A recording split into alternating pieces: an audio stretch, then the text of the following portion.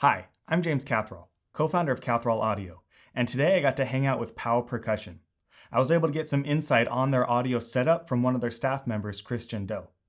I'm going to leave links in the description of all of their gear so you can learn a little bit more about it yourself. And if you like this video, make sure to leave a thumbs up and don't forget to subscribe.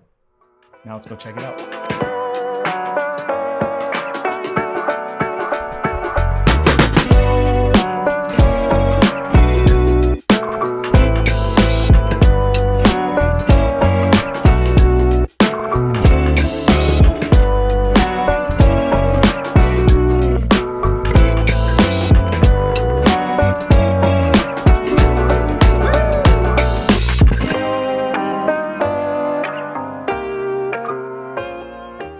Hello, my name is Christian Doe, and I'm one of the front ensemble techs here and the main sound engineer here at POW Percussion. For both of our synth players here at POW, we have both a hardware setup and a software setup.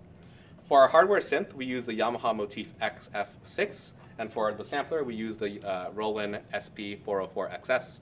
Older models, but extremely reliable, and we found that we run into very little trouble when having to go with this really reliable hardware. For our software setup, we use two MIDI controllers, both plugged into the same laptop from our MainStage rig. One of the reasons why we're doing both a software system and a hardware system for our setup this year is that we could put all of the very important, reliable orchestrative sounds, such as like strings, choir, synth bass, all on our synth, all the super extremely important samples like voiceovers on the sampler, and anything that requires an actual sound library to be rerun through the MainStage rig. For our production this year, Wonderland, we have a soloist character who's representative of our version of Alice.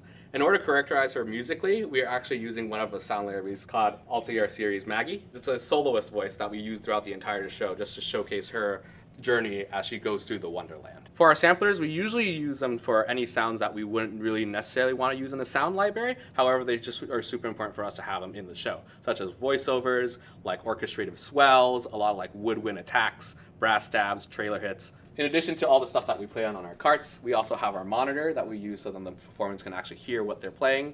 We have our two sustain pedals for both our hardware and software setup. And we also have a battery backup.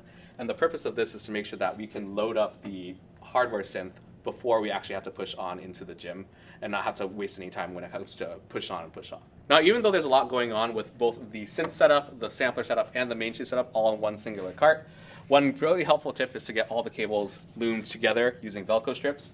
And depending on what you have on your mixer, you want all the inputs to go relatively in the same place, just like we have over here. Another quality of life tip is if you have a bunch of cables that are very similar, such as like power cables going to a battery backup, it is healthy to have them all labeled. That way you keep your cables consistent between each device. Another thing is if you have like a lot of emergency supplies, a very helpful place to put that is within your synth cards. That way all your players have easy access to it and you know where all of it is at all times. For our primary mixer, we use the Yamaha TF1, which is also connected to our Yamaha TO stage box. And then for our passive seeker system, we use two Yamaha P5000Ss, both one for our mains and one for our subs. For powering up everything in our mixer, we use both a power conditioner and a battery backup. Our battery backup is predominantly used for anything that we need to stay on when we're going inside the gym, such as our mixer and our router.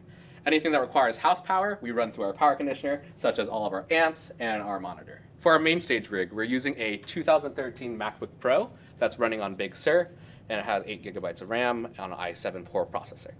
Also plugged into our Yamaha TF1, we have our Linksys router. It's predominantly used so that we can connect our iPad in order to mix the show live. For our setup this year, since our synth players are so close by with the mixer, we're having all of their inputs be plugged into the Yamaha TO stage box. And anything that requires a distance, such as like mallets or drum set, that requires a stage box to be plugged in, we have all of those routed to the back of the Yamaha TF. For our mallet setup, we actually have all of our mic cables daisy chained together towards our inner marimbas, where we actually place both of our stage boxes. One really good helpful tip for cable management is for every single input that you have on any of your snakes, you should have all of them color-coded and labeled with each individual number.